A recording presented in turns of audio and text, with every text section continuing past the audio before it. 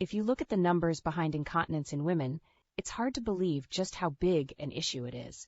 Incontinence affects more women than diabetes, breast cancer, and heart disease, but it doesn't get nearly the attention it deserves. That's why the National Association for Continence has created the We Count campaign to help you realize that this isn't just a you problem, it's an us problem.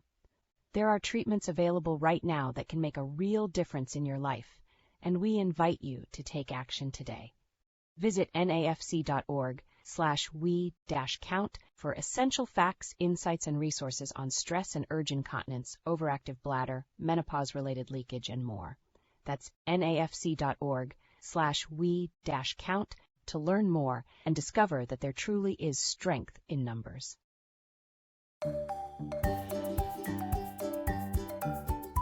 Welcome to Life Without Leaks, a podcast by the National Association for Continence.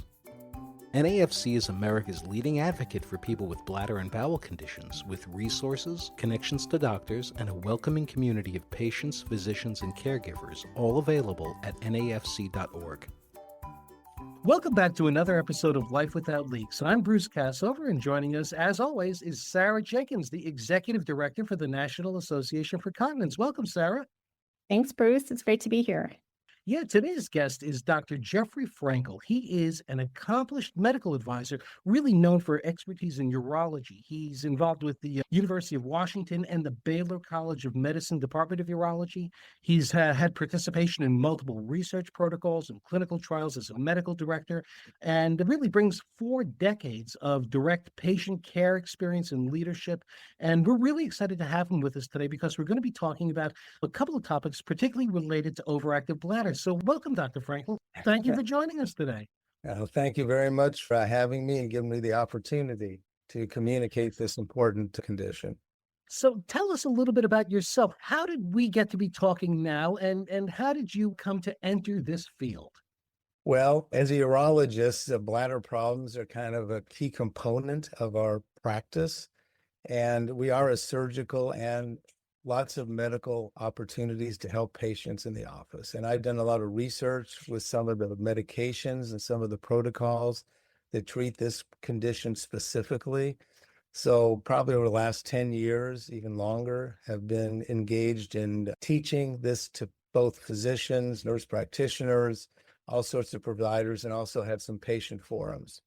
Now, I would imagine that when a lot of people hear overactive bladder, what they really hear is incontinence, that there isn't a sense that there are lots of different sorts of variations of incontinence, and what one person has may not be what the next person has. So maybe you could tell us a little bit about sort of the spectrum of things that include incontinence, and particularly what makes OAB a distinct condition.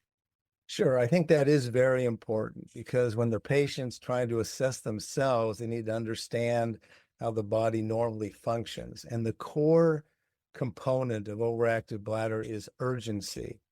Now, urgency is normal. You get the urge to void, you get up and you go to the bathroom. And I always try to emphasize to patients how complicated the bladder is. If you've had children or do potty training, you know that children are running around talking quite advanced in their neurological functions, but some of the last functions that they get is bladder and bowel control. But once you get that, you go on and you consider it kind of hardwired, and then probably later in life, things change. But urgency with this is a compelling desire or need to get to the bathroom. That's kind of the core symptom. And the other symptoms are urinary frequency, which is defined as more than 8 times during the day, getting up at night, which interrupts your sleep, and then urgency-induced incontinence. So what is the difference between a normal type of urgency and something that really rises to the level of being an actual medical problem? Well, that's what drives a lot of patients to talk about this, because they could be standing in line at a Safeway and all of a sudden they get this strong urge to void and may have a leakage episode.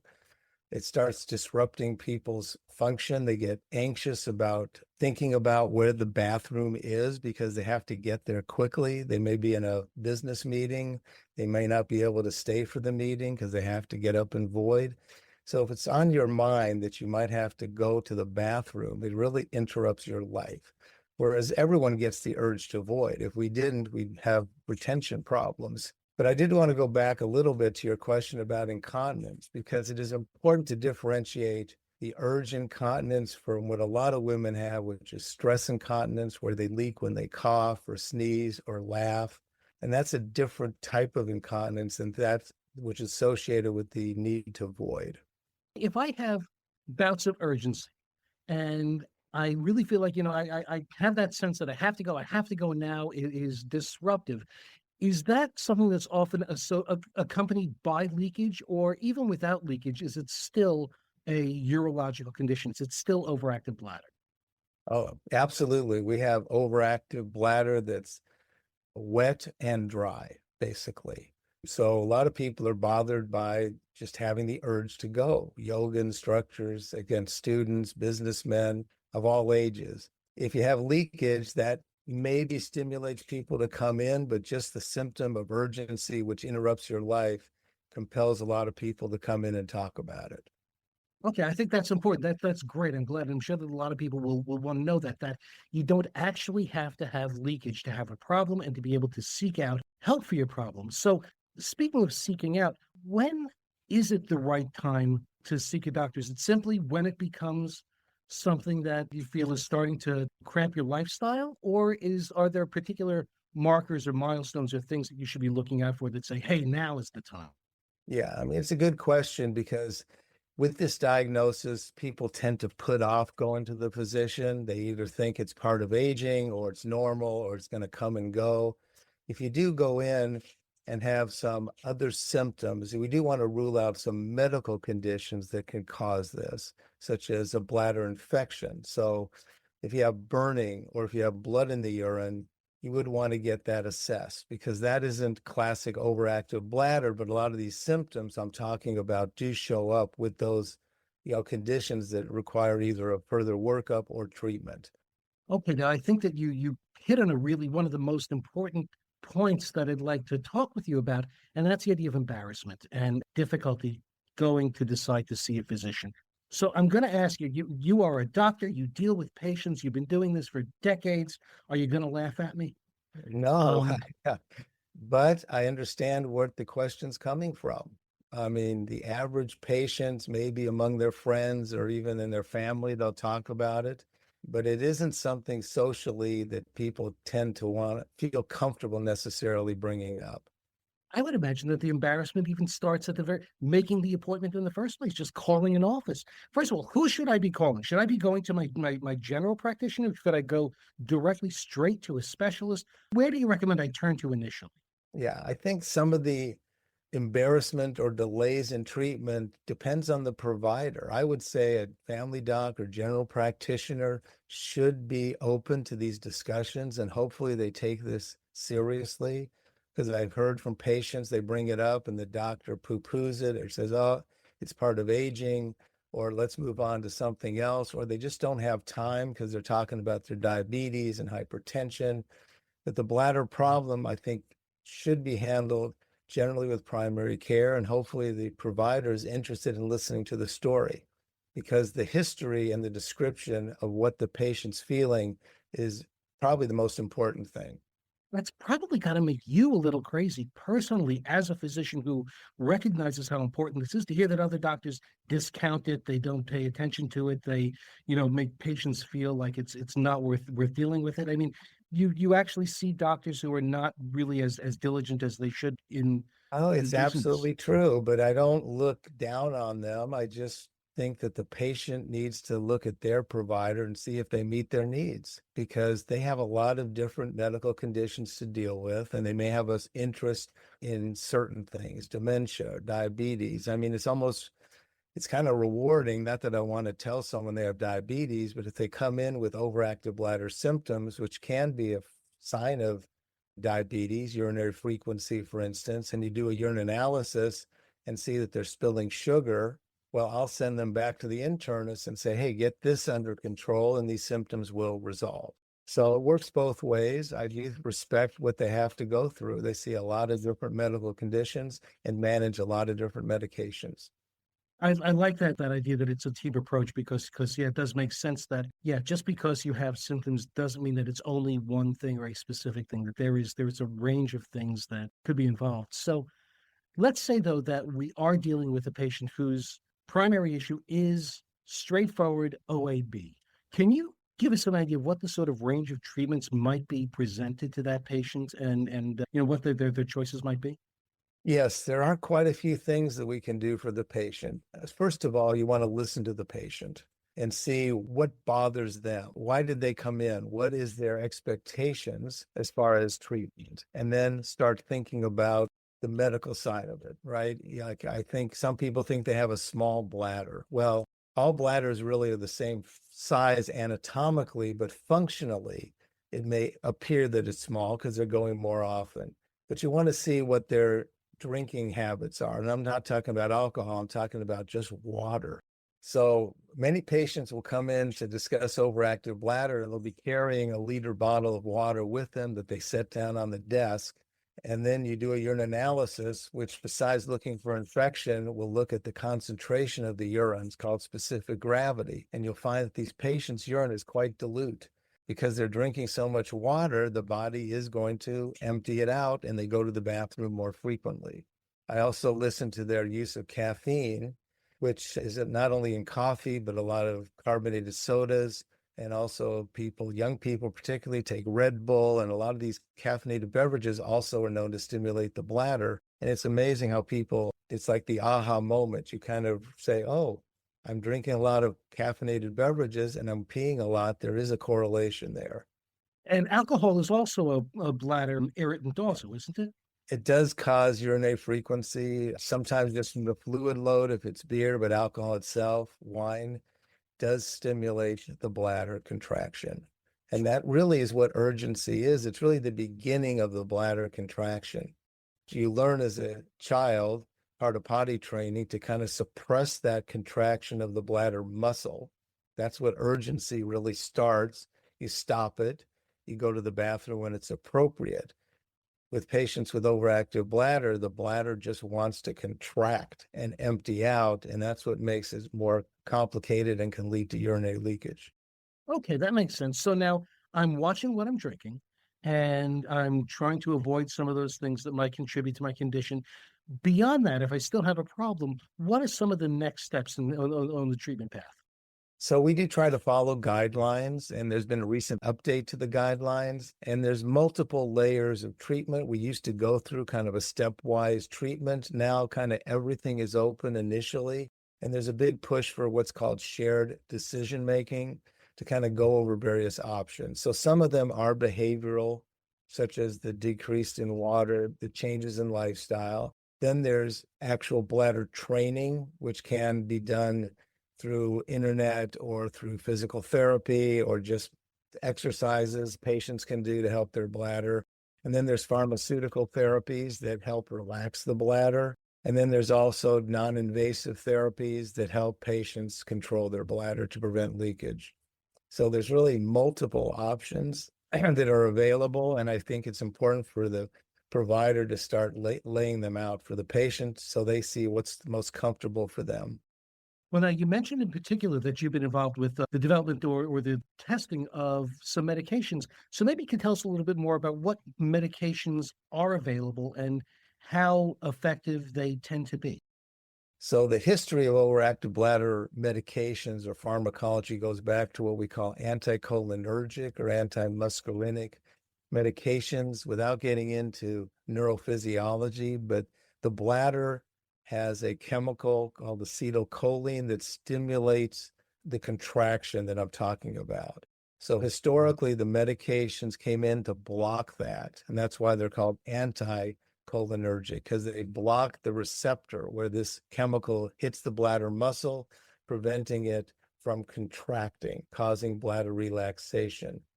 A newer generation of medications starting in about 2010 are agonists, and they cause bladder relaxation through a different mechanism of action. They stimulate bladder relaxation, and they don't block anything. The receptor itself causes the detrusor or bladder muscle to relax. So not only do they work differently, they also have different sets of side effects. And some of the newer medicines are more easily tolerable. Yeah, I was going to ask you about side effects because, I mean, I know we're talking about whole classes of medications and different classes of medications, but are there some side effects in general that are relatively common?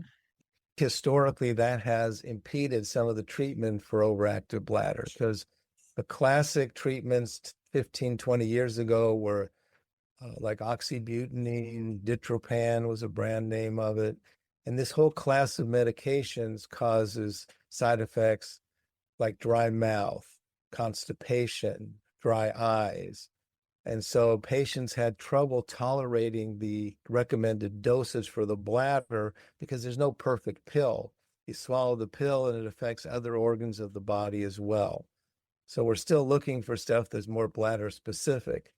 The agonists don't have those side effects, those anticholinergic side effects. So they don't have any of those side effects. The other thing that's the new guidelines really emphasize is the anticholinergics have been associated with dementia and cognitive impairment, which a lot of patients are concerned about.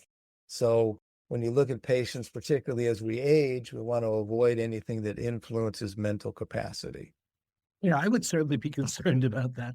Now, tell me this, though. After medications, if you try medications and for whatever reason you're not getting the results you want or the side effects are not really tolerable for you, what other options? I think you mentioned that there were some less invasive sorts of treatments that could be good choices as well. So I do think, again, it's stepwise. We think behavioral therapy with counseling the patient helps. Medications help on their own. The combination together works well. Some people either are just opposed to medicines or they can't afford the medications or the side effect profile is prohibitive. So we do have less invasive procedures. One of them is like a tibial nerve stimulation. It's almost like acupuncture. It's actually a nerve in your leg. It sounds odd, but stimulating this nerve, it's a series of treatments, but after about 12 treatments has been shown to improve overactive bladder symptoms.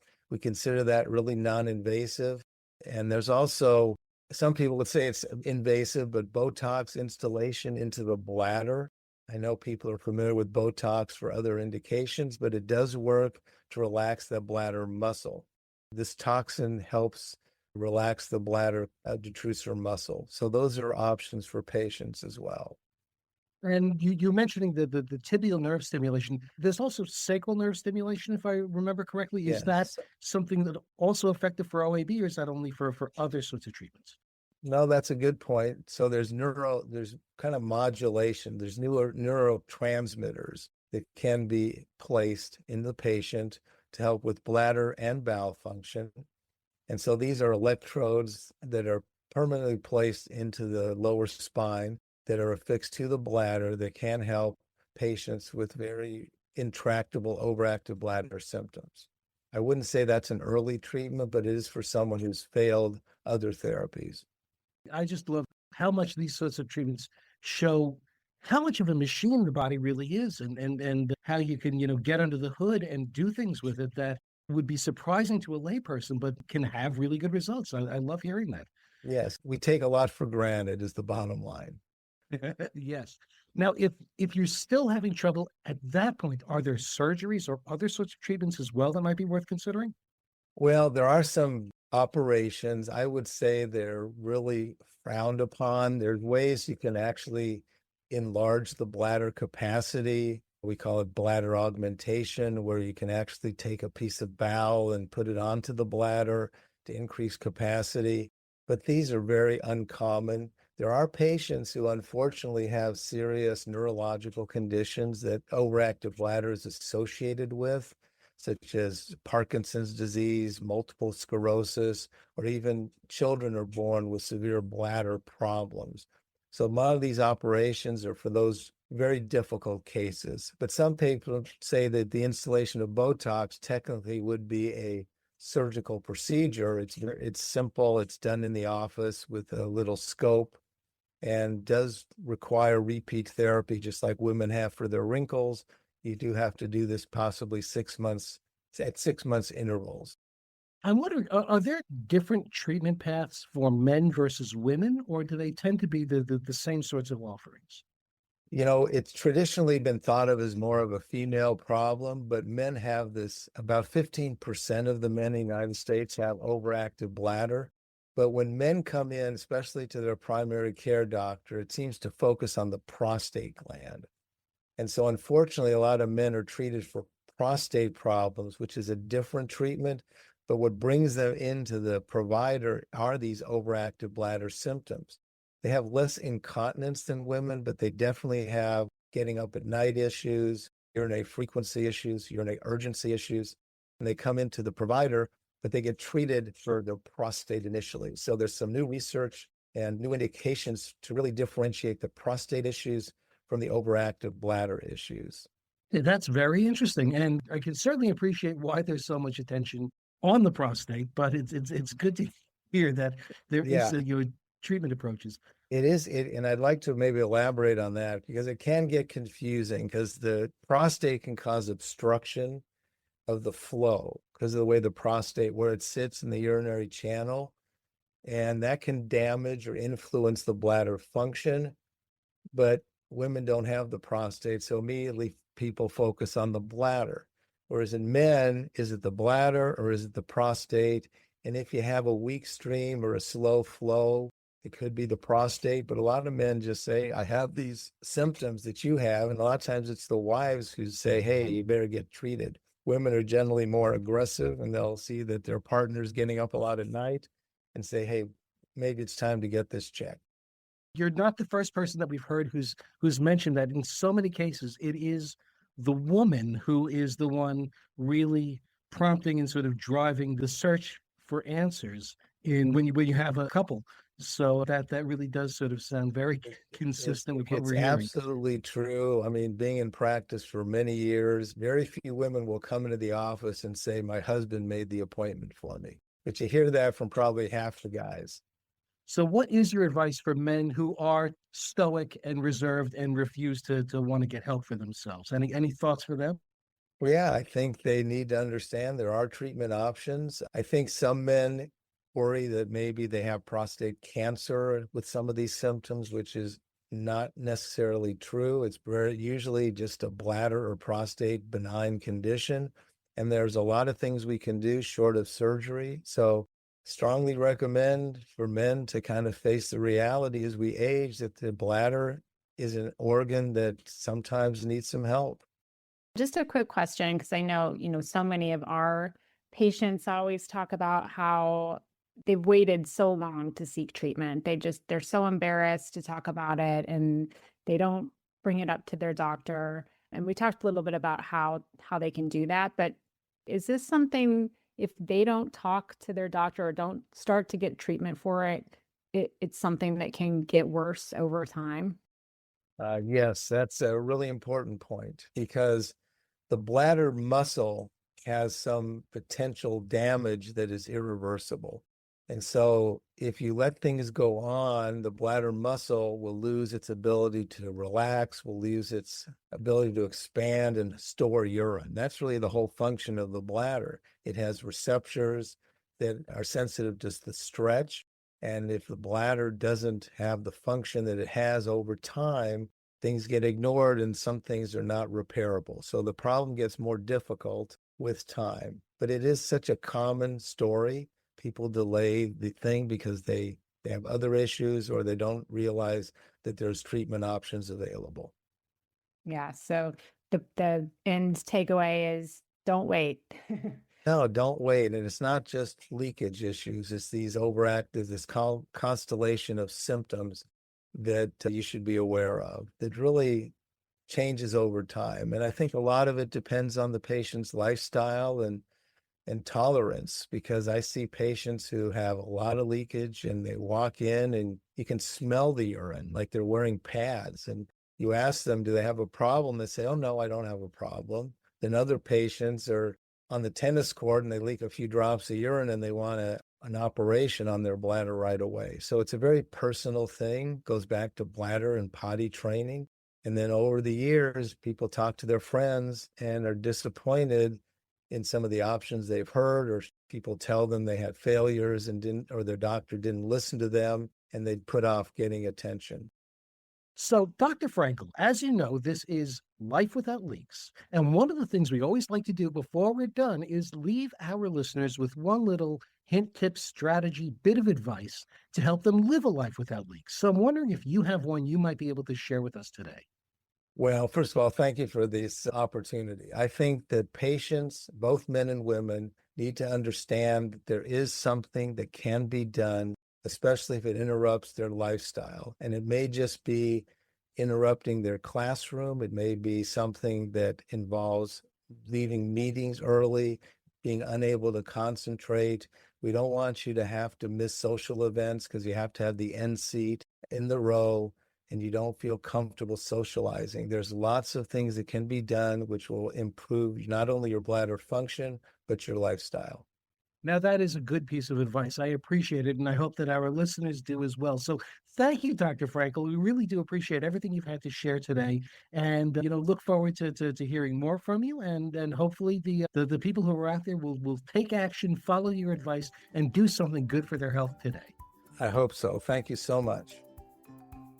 Life Without Leaks has been brought to you by the National Association for Continence. Our music is Rainbows by Kevin MacLeod. More information about NAFC is available online at nafc.org.